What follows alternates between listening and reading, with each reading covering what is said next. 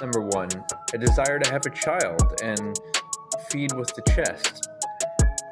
The very existence of life is irrational and difficult, and women are able to adapt to lots of situations. But even though they have that unconscious survival skills, they should, in order to really enjoy life, they should want to trust the logical insights of a man. And so starting with that, just having a child, number one. Number two, all the makeup and plastic surgery and high heels and uncomfortable clothing. And even if they don't do all of that, it's the desire to do that it's like it doesn't really attract someone who, like a legitimate husband, a man who would like them for who their natural body is. Number three, the crazy, unhinged enthusiasm at things like concerts and for celebrities. Like it's like women have this playful cultural aspect to them, but it's not based upon like wanting to celebrate their husband. And that leads me to number four, which is the idea of being feminine and having a masculine husband, and the courage to go for that to be feminine, and the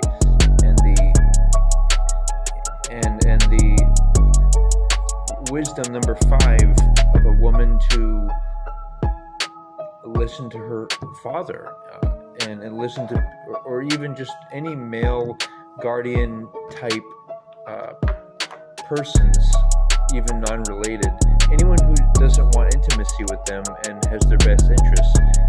But women don't always listen to these people, so that's obviously irrational.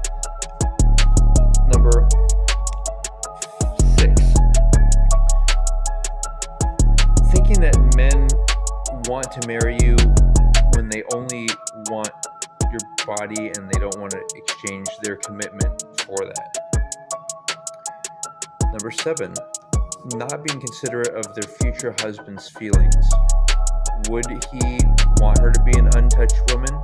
And yes, that also means it's not a double standard. Men have to also have their V card. They have to have no premarital intimacy, ideally, which would create a lot of trust and a society where people can feel good and trust each other more. Number eight, a lot of times women's arguments for, oh, you're being too general, like in saying all of these things, it's too generic and it's not unique to every person. Women have less of an ability to discern patterns and look into the long term and what would actually happen. That's why their mate selection is not as discerning as would be a guy's. But I think it's actually also men and women have this irrationality of letting their hormones and biological urges, desires influence them. But I think men can transcend that by daily self-intimacy. I don't know if women experience the same post-nut mental clarity that men do. Number nine, women not prioritizing their own flower. Like they should want a man who's excited about giving going down on her flower, and not a man who would not want that. And number 10, believing men when men say or act like they don't the main thing they want isn't premarital intimacy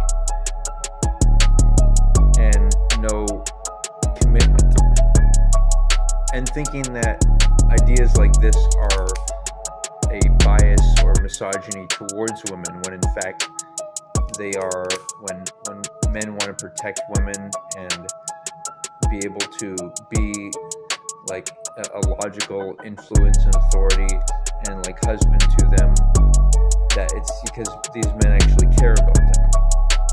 And as a bonus, number 11 is that this idea of a husband, that women think that it's like a man trying to dominate a woman, but really it's a man who's, you know, sacrificing his 100% of, you know, giving his last name to someone. It's not just her taking it.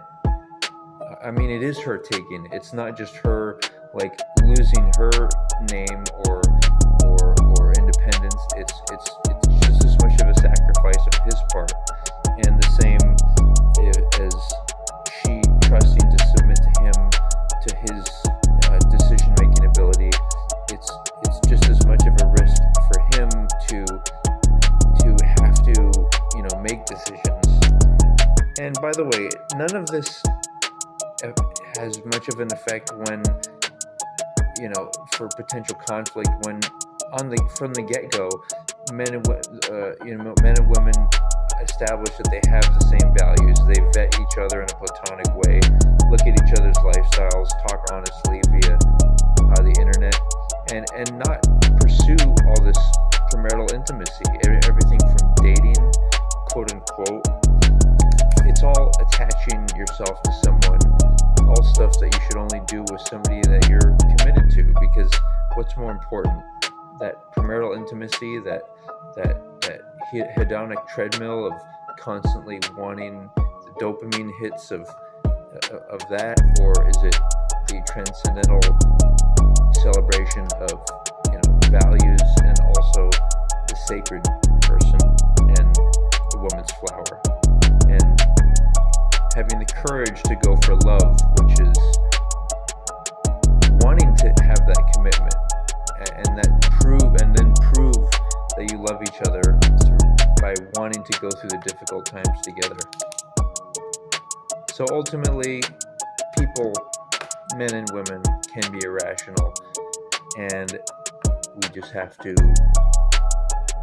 be conscious of that, be conscious of men's and women's dark psychology, study it, study about marriage, study the mistakes people have made, and whenever people make fun of you for, you know, either wanting marriage or wanting to have be a woman ideally be able to be in her feminine and the man in his masculine, then tell them that they don't actually want marriage. They want either polygamy or whatever it might be, and that they don't love and know themselves enough to know who a spouse would be.